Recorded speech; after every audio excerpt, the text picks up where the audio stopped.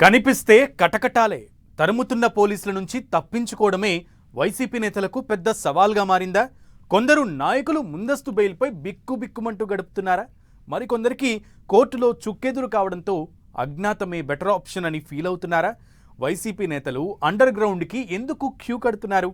ఇంతకీ ఏపీ పాలిటిక్స్లో వైసీపీ నేతలకు వచ్చిన ఇబ్బందులేంటి? ఎందుకు సైలెంట్ మోడ్లోకి వెళ్తున్నారు?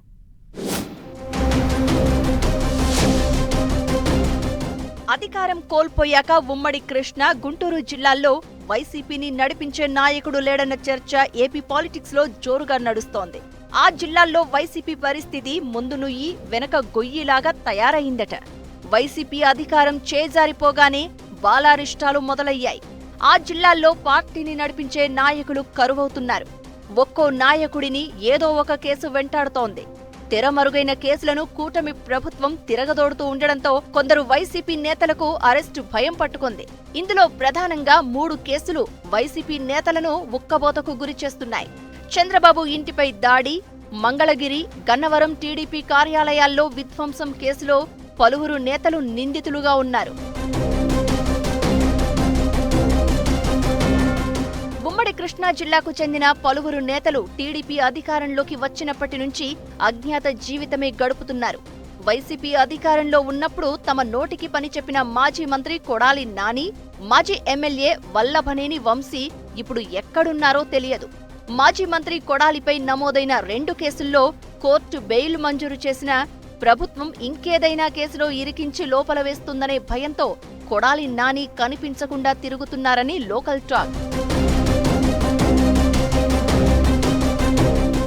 గన్నవరంలో టీడీపీ ఆఫీసులపై దాడి కేసులో వల్లభనేని వంశీ అరెస్ట్ తప్పేలా లేదు.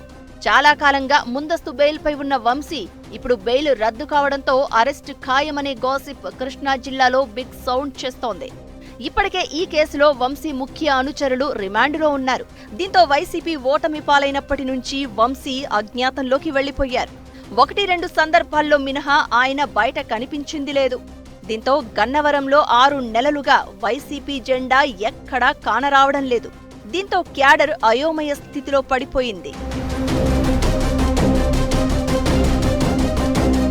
ఎన్నికల్లో ఓటమి తర్వాత కృష్ణా జిల్లాలో కీలకమైన అధ్యక్ష బాధ్యతల్ని పేర్ని నానికి అప్పగించింది వైసీపీ అధిష్టానం. ఇంతవరకు బాగానే ఉన్నప్పటికీ పేర్ని నాని రేషన్ బియ్యం స్కామ్లో ఇరుక్కున్నారు. కేసుల ఎఫెక్ట్తో స్పీడ్ తగ్గించేసి కామ్ అయిపోయారు పేర్ని నాని. గన్నవరానికి వల్లభనేని వంశీని, గుడివాడకు కొడాలి నానిని, మచిలీపట్నానికి పేర్ని నానిని ఇన్ఛార్జీలుగా కొనసాగిస్తున్నట్లు జగన్ ప్రకటించినా కేసుల భయంతో ముగ్గురు క్యాడర్కి అందుబాటులో లేకుండా పోయారు. పెడన, పెనమలూరు నియోజకవర్గాల్లో తిరిగి కొత్తవారికి ఇన్ఛార్జిగా బాధ్యతలు అప్పగించారు.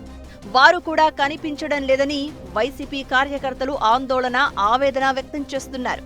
గన్నవరం నియోజకవర్గాన్ని వీడిన వల్లభనేని వంశీ, గుడివాడకు దూరమైన కొడాలి నాని ఇప్పటి వరకు ఎక్కడున్నారో తెలియదు. ఎప్పుడొస్తారో కూడా తెలియని పరిస్థితి నెలకొంది.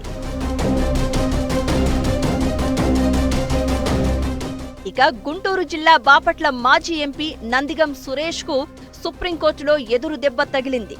మరియమ్మ హత్య కేసులో అరెస్టైన నందిగం సురేష్ తన పాత కేసుల వివరాలను దాచిపెట్టారన్న కారణంతో ట్రయల్ కోర్టు ఆయనకు బెయిల్ నిరాకరించింది.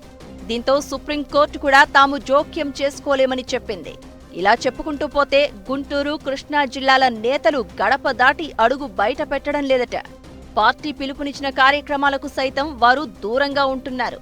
చివరికి పార్టీ ప్రతిష్టాత్మకంగా పిలుపునిచ్చిన రైతు సమస్యలతో పాటు విద్యుత్ ఛార్జీల పెంపుదలకు వ్యతిరేకంగా చేపట్టిన ఆందోళనల్లోనూ వారు కనిపించలేదు.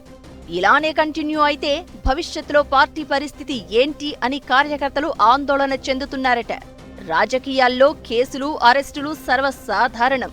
కానీ క్యాడర్కు భరోసా కల్పించలేని స్థితిలో కీలక నేతలే ఇలా సైలెంట్గా ఉంటే భవిష్యత్తులో పార్టీ జెండా మోసేదెవరు? పార్టీ కార్యక్రమాలకు వచ్చేదెవరు?